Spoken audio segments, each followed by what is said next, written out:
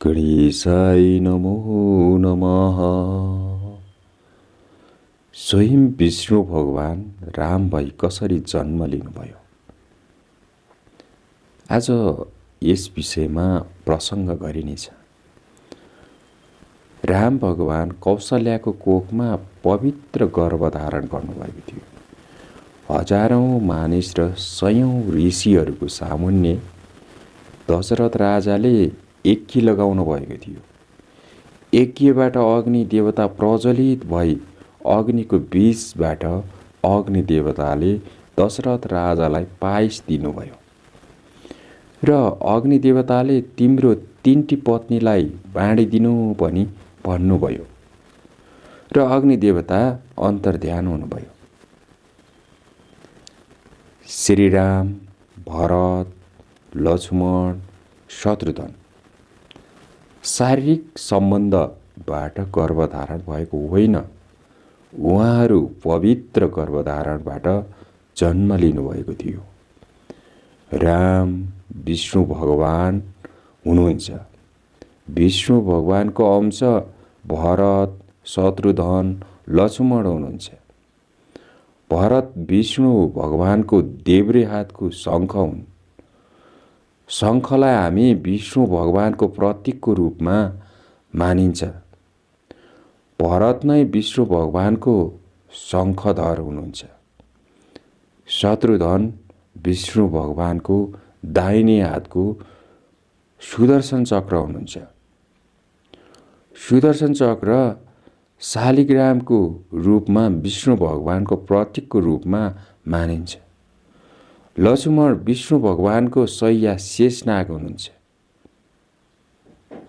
यसरी विष्णु भगवान स्वयं चतुर्भुजलाई एकसाथ लिएर जन्मनुभयो। राम, भरत, शत्रुघ्न, लक्ष्मणलाई लिएर आउनुभयो। राम भगवानको 3वटी आमा थिए। माइली आमा कैकेयी, कैकेयीबाट भरत र शत्रुघ्नले जन्म लिनुभयो। कान्छी आमाबाट लक्ष्मणले जन्म लिनुभयो। लक्ष्मण श्रीरामको कान्छा भाइ हुन्। यसरी हामी प्रष्ट हुन सक्छौँ। सबै कुरा व्यवस्थित तरिकामा यस संसारमा आउनुभयो। रामको जन्म जेठीबाट भएको थियो। भरत र शत्रुघ्नको जन्म माइलीबाट भएको थियो। लक्ष्मणको जन्म कान्छी आमाबाट जन्म लिनुभएको थियो। यिनै कुराले नै रोलक्रमलाई व्यवस्थित गरेको छ। हजारौं वर्षपछि पनि विवाद रहित छ। त्यसैले श्रीराम भगवान सत्पुरुष हुनुहुन्छ। श्रीराम वनवास जाँदा लक्ष्मण किन रामसँग वनवास जानुभयो? भरत माइला भाइ जाँदा हुँदैन थियो भन्ने प्रश्न उठ्न सक्छ। तर हुँदैन थियो, किनकि भरत र शत्रुघ्न अलग हुन सक्दैन थिए। उहाँहरू दायाँ र बायाँ हातको 2 भुज हुनुहुन्थ्यो। त्यसैले लक्ष्मण नै जानु पर्थ्यो, किनकि लक्ष्मण श्रीरामको शय्या अर्थात् पाउदान हुनुहुन्थ्यो। लक्ष्मण 14 वर्षसम्म वनवासमा रामसँगै रहनुभयो। यसरी विष्णु भगवानले रामको जन्म लिनुभएको विवरण हामी पाउँछौँ। विष्णु भगवानले 23 अवतार लिइसक्नुभयो। द्वापर युगसम्म आइपुग्दा राम भगवानले किन मानव शरीरमा जन्म लिनुभयो? विष्णु भगवान नै श्रीकृष्ण भगवानको अवतार लिएर त्रेता युगमा जन्मनु भएको थियो।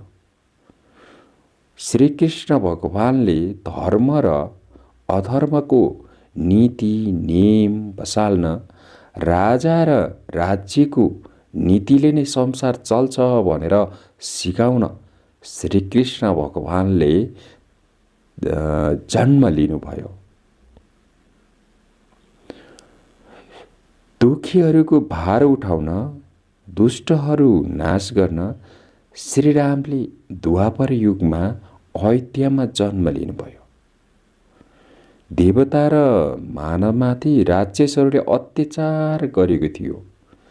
राक्षसहरूको राजा रावण र रावणको प्रेतहरूलाई नाश गर्न भनी विष्णु भगवान श्रीराम भई आउनुभयो।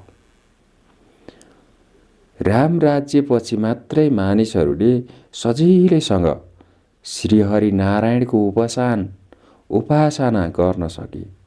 श्रीरामले सबै कार्य सजिलै बनाइदिनु भयो।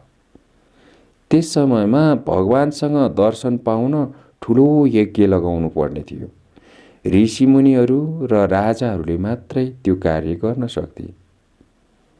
त्यो कार्य गर्न सम्भव पनि थियो। भगवानको दर्शन पाउन कि त अघोर तपस्बाट मात्रै भगवान प्रसन्न हुनुहुन्थ्यो। सामान्य मानिसले दर्शन पाउन सम्भवै थिएन। अहिले सबै मानिसले सजिलैसँग पूजापाठ आराधना गर्न सक्छौँ। श्रीराम भगवानलाई आँखाले देख्न नसके पनि आभास गर्न सक्छौँ।